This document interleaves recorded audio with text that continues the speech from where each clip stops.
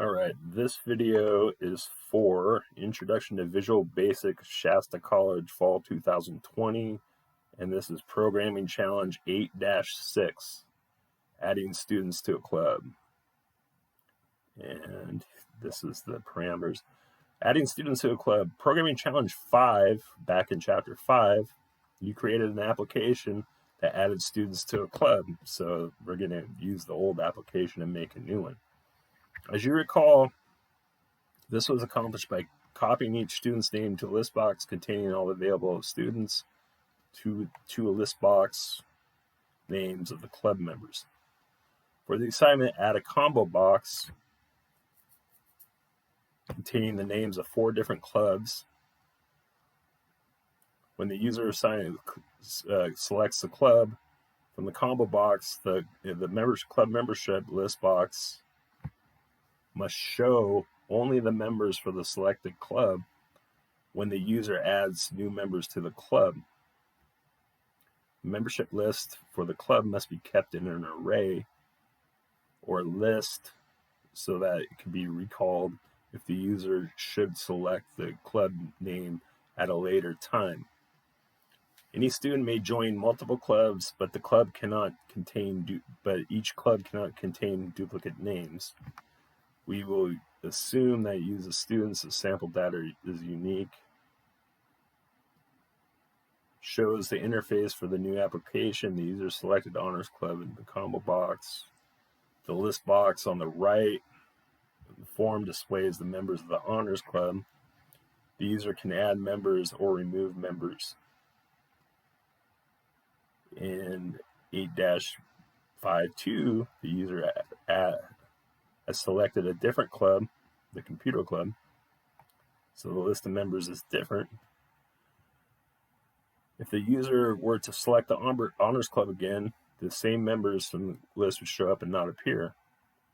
You can implement this application using a 2-dimensional array where the club members are 0, 1, 2, and 2. The primary subscript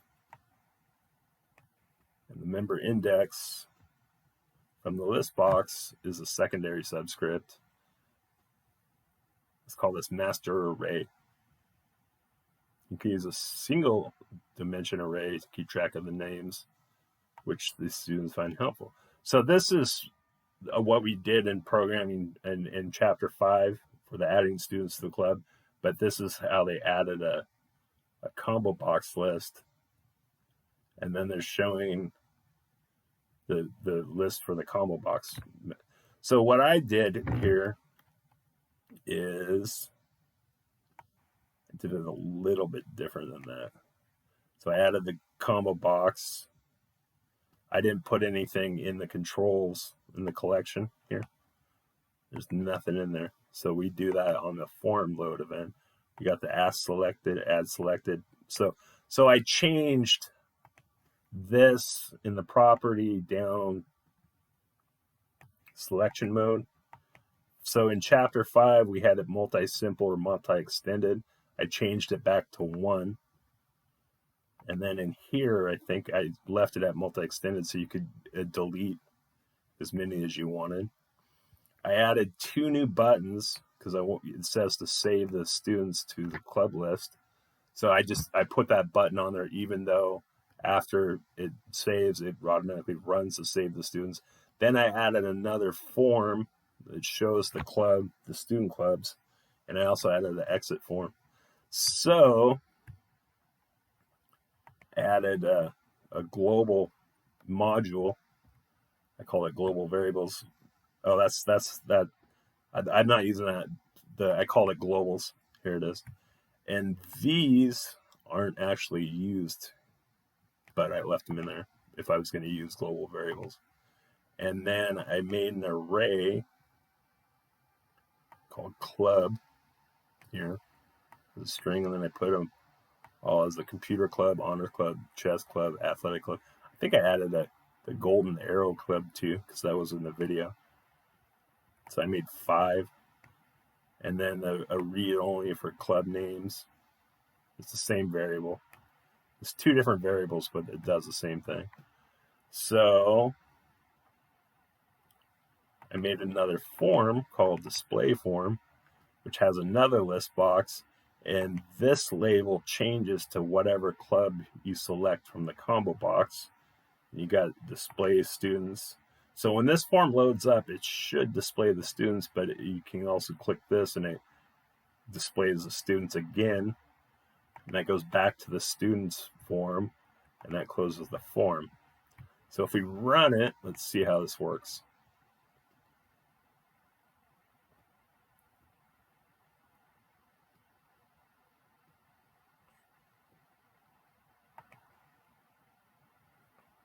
So this starts up adding students to a club. This is our combo box. Select a computer club. We'll add a name. So we added 3 names. We got 3 members. So we save the students to club. Down here is a label that says, oh, okay, selected students have been saved. And if we want to show the club, it pops up the names of the 3 students. This erases it and redisplays the students. So if you go back to students, that information's already been saved. So if we go to chess club, add another couple students, and then save them, show the club. So you see how we got that's not the same students, but this is the computer club students. So if we close that, show, if I just found a button. So if we exit, see that's showing the club students there. So if we save those to a club and then we show the club, we got those 3 students, and we can close that. And if we go up here on the main form and go chess club, I'm going to add these. We'll take this one away. Add these ones to the chess club.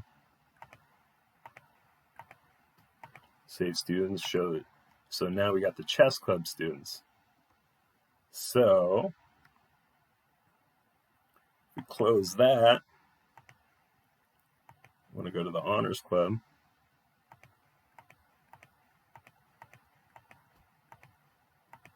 Go show club. There's no students because we haven't put anyone in the honors club yet. So if we add, let's say just add 1, we show the club, there we go. Close that one, add that one, and it updates that one. So anyway, that's how that works. And let's go back. So this changes depending on what variable, what combo box variable you select. What do I call that? I call that LBL4 club. And this is just called LST students, which is the same as, I think that's what, I called this student club. So on this form, I call the list that it puts the items into as LST students. So if we go back to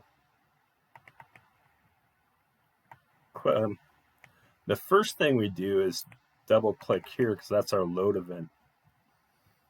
And on our load event, we get the names of the club names, and we get those from our variables. So they used to be here, but we put it in a global module called globals. So that is in the combo box value. So then we let's redimension our string array for the count of the string names for the club items, and then for our general items in our list box, we count those too. So that's the combo box load on the first form. And then when we add an item, this all comes from the other video.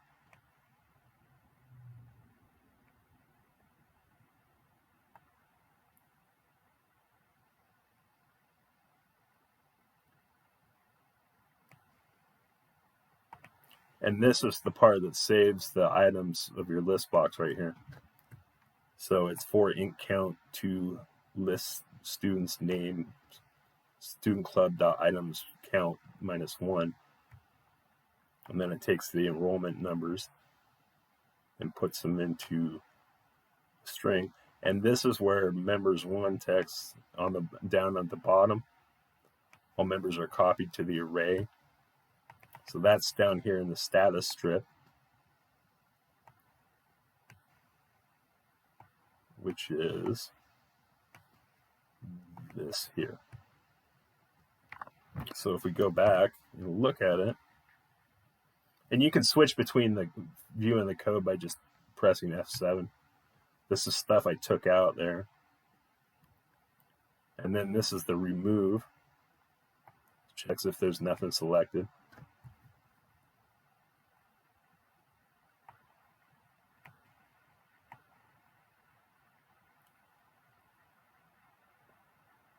Selected items. Then here's your loop for it to remove the items.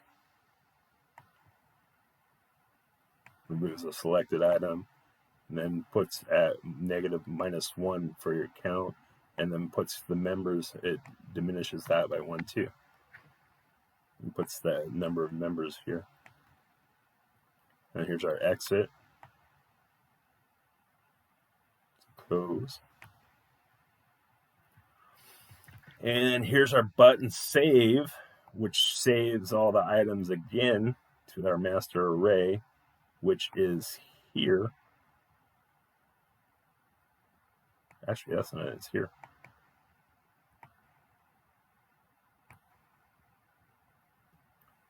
This is part of it. Whoops. And then this is the part that really saves it right here. This saves it as an object into list selected items.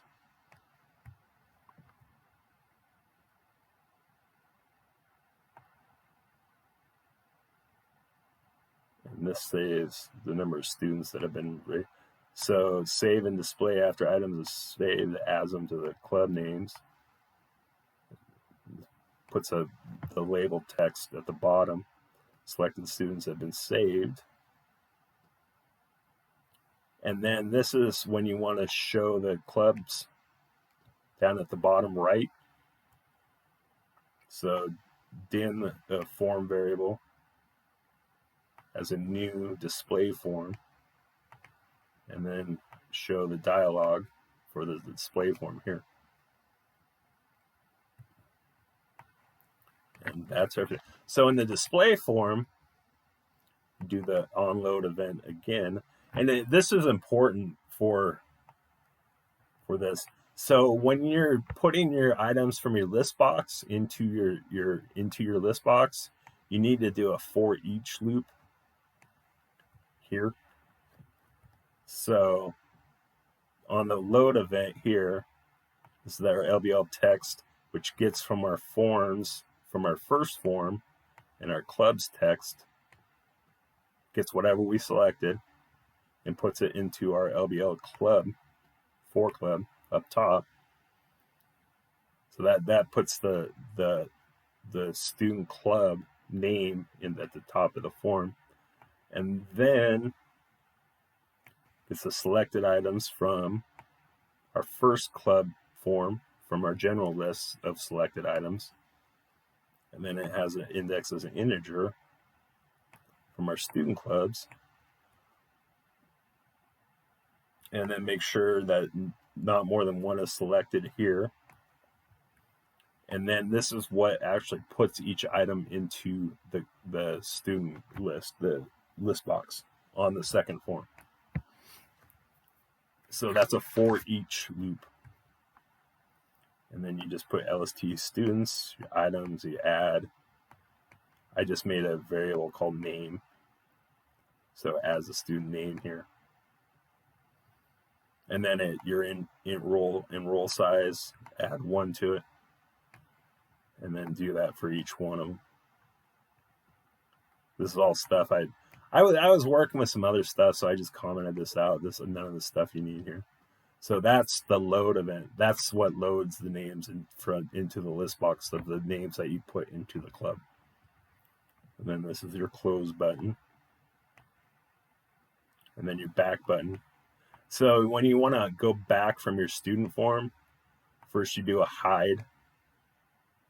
Then you dimension your student club form as a new student club form. And then you show it. And that's the end of the form. So I put the form event load up top, but this is the display student button. And the display student button is the same as the form event button.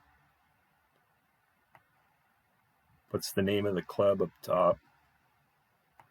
Clears the student list. So that's about the only thing that's really different than the form load event.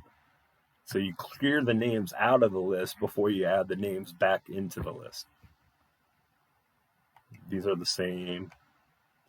Checks to make sure that there's not duplicates selected here. And then your for each loop again to add the names back into the list of students items. Add one to the int roll sizes and go through it again. That's it.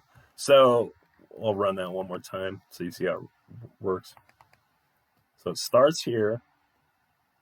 That's your LBL that shows that the students have been selected or if you didn't select a name. So if we run it,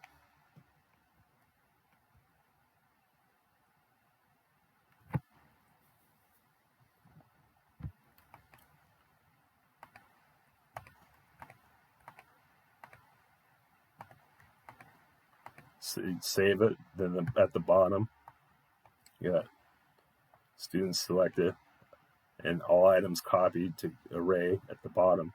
This is also the same. So this is a label, and this is at the bottom, the text status strip. And then if you want to show the club, that brings up your second form. You know what? We could do one more thing. Close that and go to Honors Club. Close it.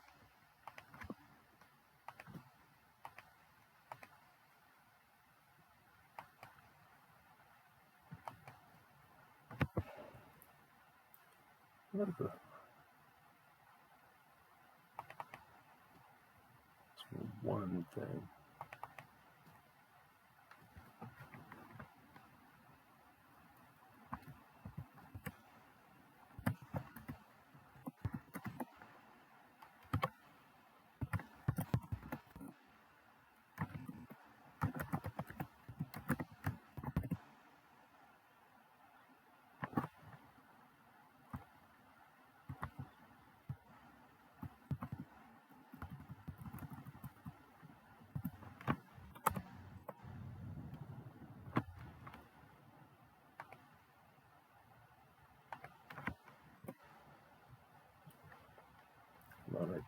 I forgot how exactly it is. We got that back here.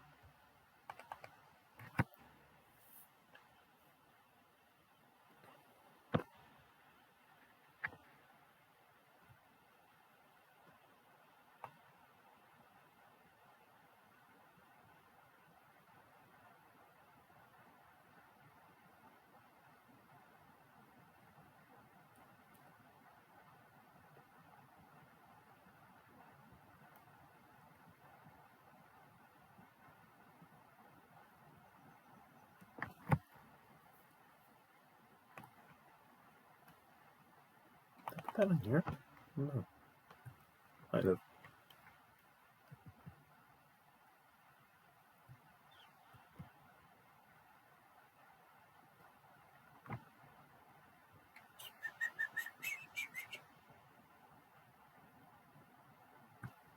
That's not it.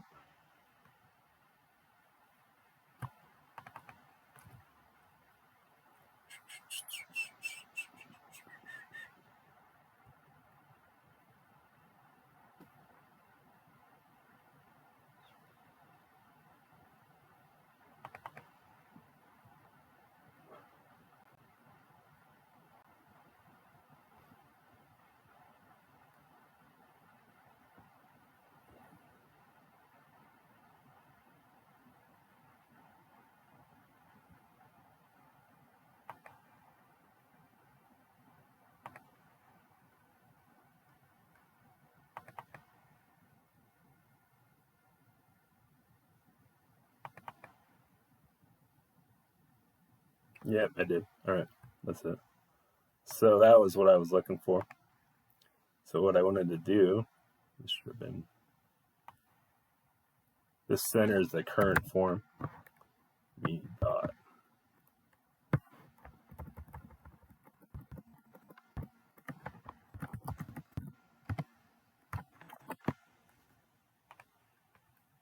So I add that one line, the center me, center to parent.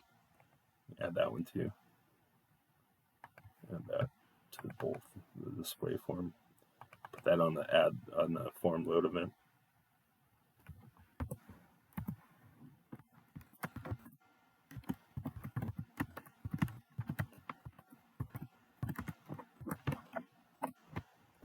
There we go. So if we save that, let's run that one more time.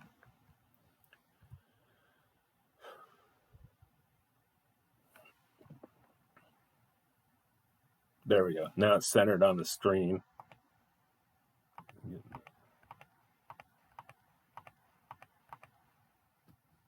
Just to show that now it centers the second form on the screen too. Close that.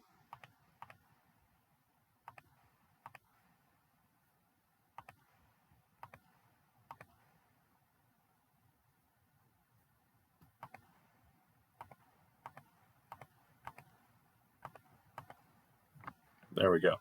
Cool. So that's programming challenge 8-6, adding students to a club for introduction to Visual Basic for Shasta College, fall 2020. Thanks for watching. I'll be posting some more videos later on. So thanks. Bye.